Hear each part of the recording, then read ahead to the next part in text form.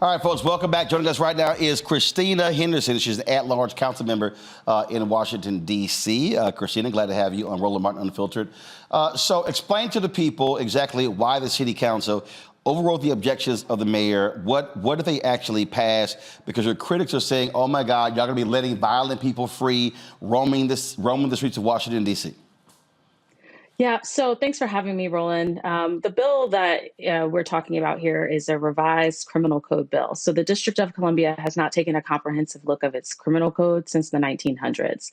This legislation was more than a decade in the making. There was a separate criminal code revision commission that was set up to not only look at what was happening in other jurisdictions and best practices, but to also look at what had been happening in terms of the charging decisions here in the District of Columbia, and to make some changes to align to that. So this legislation does everything from clean up old language. And if you look in our criminal code now, we still have references to horses and buggies, to everything going forward to more progressive legislation, such as getting rid of mandatory minimums, which is a tenet of criminal justice reform that advocates across the nation have been calling for.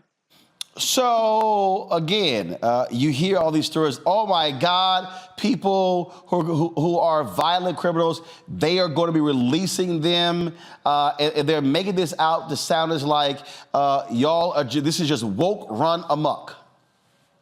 And that's furthest from the truth. I think a lot of people have misunderstandings of what the criminal justice system or the public safety system here in the District of Columbia looks like. So for instance, we don't have a parole system in DC as in other jurisdictions.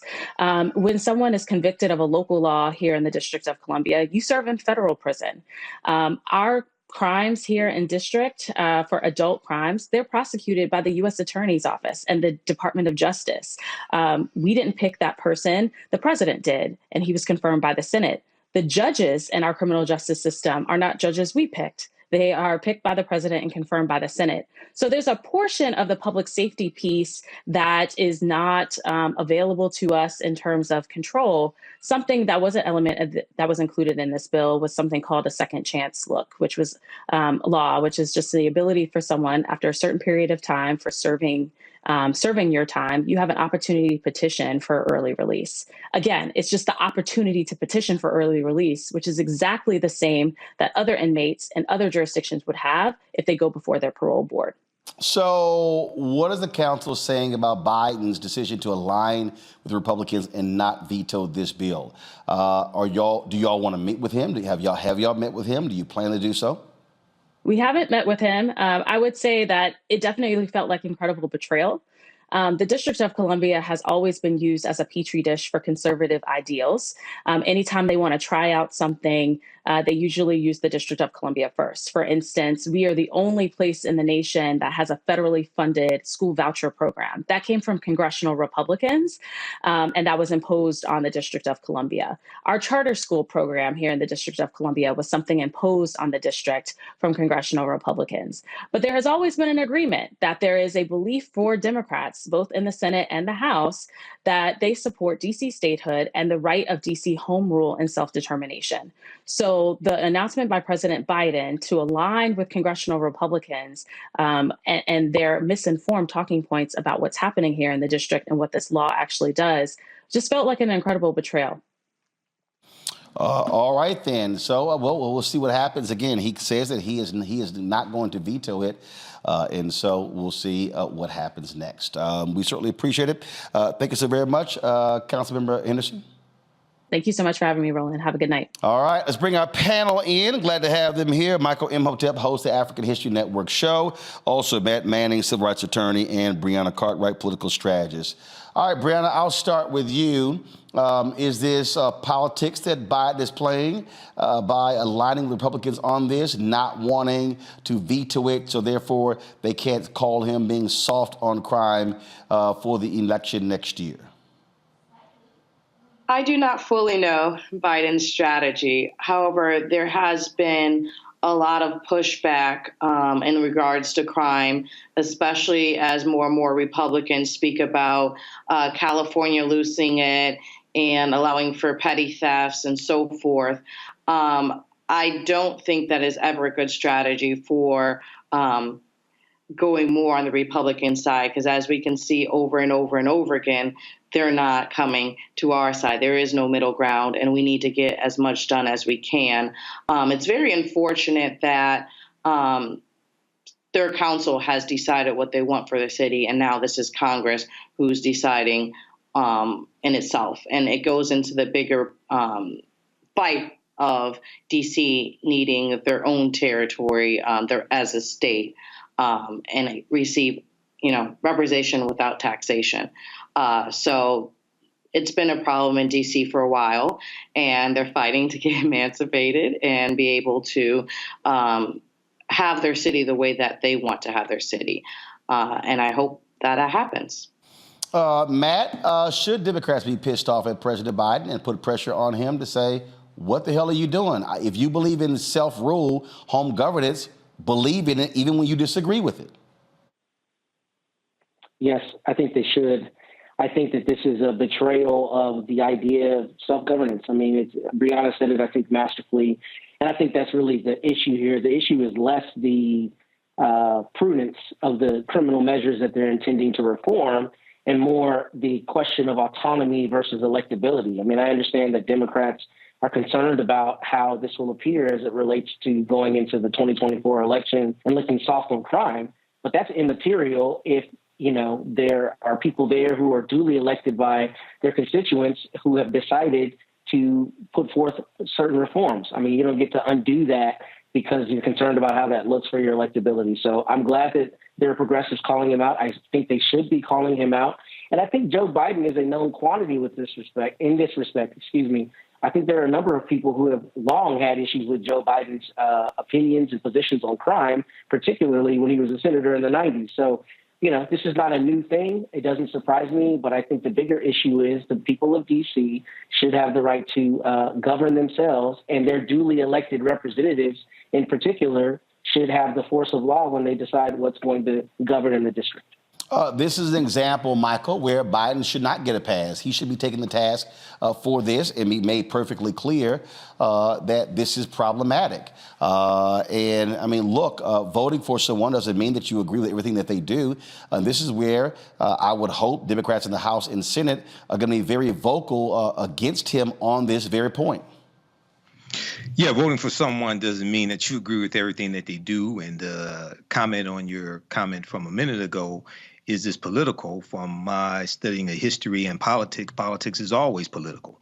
When Mayor Muriel Bowser was on Meet the Press Now today on MSNBC, and she talked about how she vetoed the criminal code from city council. And I looked at some of her statements. I saw the interview. I looked at some of her statements also. I want to find out more. Okay, what was her objection to the changes that were being made as well? So I think Biden should be. I think Biden should be pressed to explain his position. Come out and explain what's behind this. What's your position? Why is there an about face on this?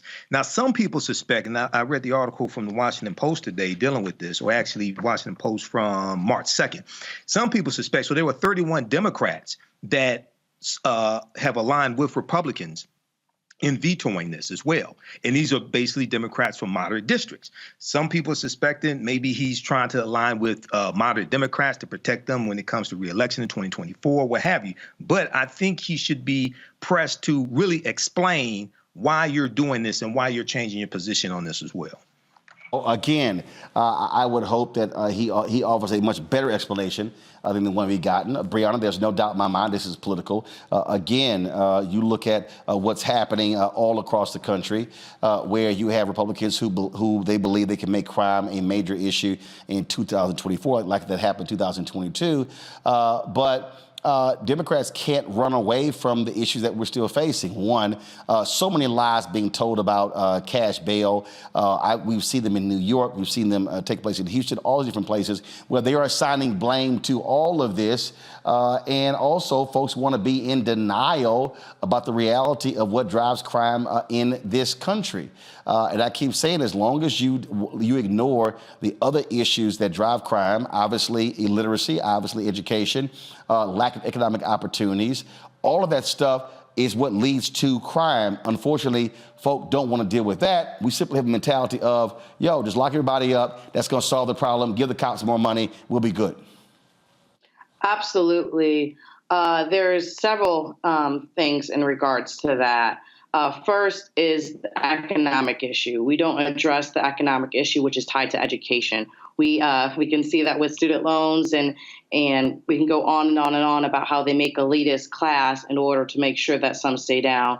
And we're not really trying to make sure that everybody is prospering at the right level.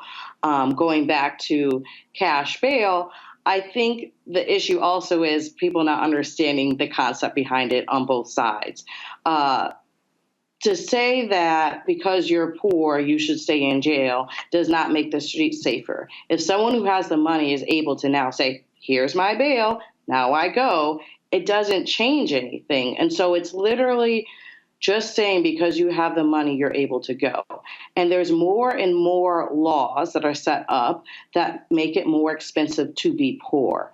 And these need to be changed. And unfortunately, the way our country is, people are scared of change and do not understand change. And it takes a lot more back to, again, education.